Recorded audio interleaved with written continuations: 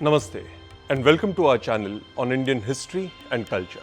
As we all know, by 1942, the war clouds had gathered. A storm was about to break. Japan was almost about to invade India, and it is in this background that the Quit India Revolution started. Wait, I did not mention the Quit India movement.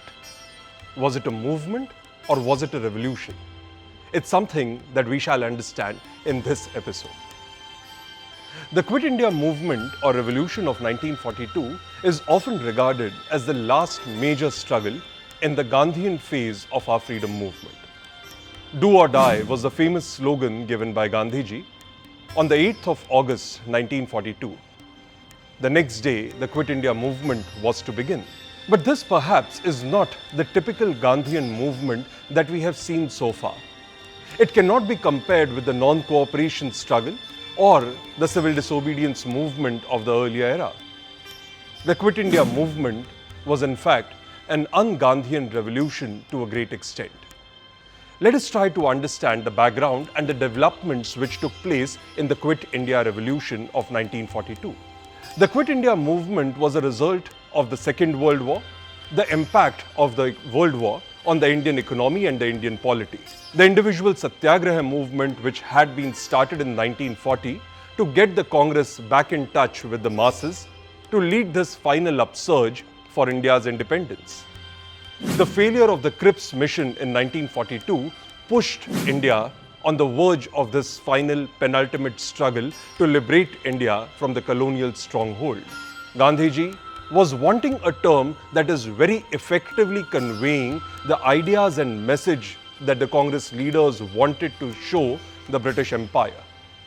It was Yusuf Mehrali, a leader from Bombay, who coined the term Quit India, Bharat Chodo. And this revolutionized the entire struggle. Though Gandhiji gave the call or the nara of Karo ya Maro, do or die, the movement did not get off to a flying start, considering that the very next day you have all the top leaders of the Congress who were arrested and put behind bars. The entire national leadership was in British captivity. So the question came in, who will lead this struggle? It is over here that the next generation of the Congress leaders came forth. It is over here that the socialist leaders within the Congress took over the mantle of the Quit India movement. The Congress Socialist Party had already been established in 1934. Leaders like Achyut Patwardhan, Jayaprakash Narayan, Acharya Narendra Dev, Aruna Asaf Ali, and a host of others were participating within the Congress activities. 1942 was the time period that they really rose in the power accords. 1942 was the year that they took charge of this movement. Since the Congress was now banned under the Defence of India rules and the Second World War ongoing, the movement had to go underground. It was in this struggle that the Gandhian methods would no longer be useful. The movement had to operate in an underground manner where the socialists had an expertise. It was the Congress socialist leaders who took over charge, established an underground movement with headquarters in Bombay, and continued the struggle for India's independence. This movement became a revolution now, because the methods adopted by these socialist leaders did not obey the Gandhian principles. The Quit India Revolution had started. Now, many called it as a spontaneous revolution, considering that the people took action without any direction. But it is not true. There was a leadership in place. There was planning and organization behind this struggle. So call it a spontaneous revolution would be a grave error. It did become a revolution because you have revolutionary methods and revolutionary tactics which were used. There were more than 900 incidents of violence, bombs being thrown, railways being stopped, telegraph offices and lines being cut, and government treasuries being looted, which were reported all over India.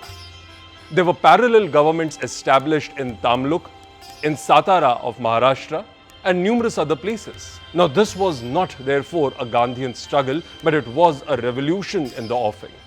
Hence, the term revolution. The revolution continued for a few months, but eventually we see that most of these socialist leaders were also arrested.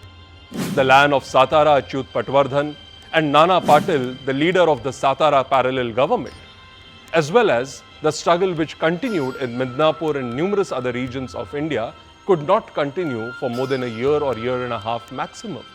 In Bengal, we also come across a wonderful case of Matangini Hazra, a fierce revolutionary who stood and protested in front of the Tamluk police station. While shouting the slogans of Vande Mataram, she was shot dead. She became a martyr. Now, like her, there are numerous other martyrs that we often forget about. Quit India is generally associated only and only with the Gandhian methods. But we often forget the other part of the story, that it was a revolution. It was the socialist leaders who had taken the initiative. There were violent incidents which were there, and yet the movement was not withdrawn. It was during this time that Subhash Chandra Bose, popularly now known in Indian history as Netaji Bose, was greatly inspired by the movement which was going on in India and gave wholehearted support to the idea and the struggle of Quit India. He also stated that it was not at an appropriate time that he was outside India.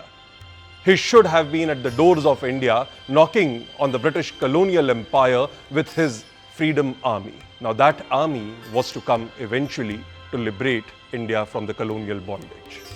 But more on that later.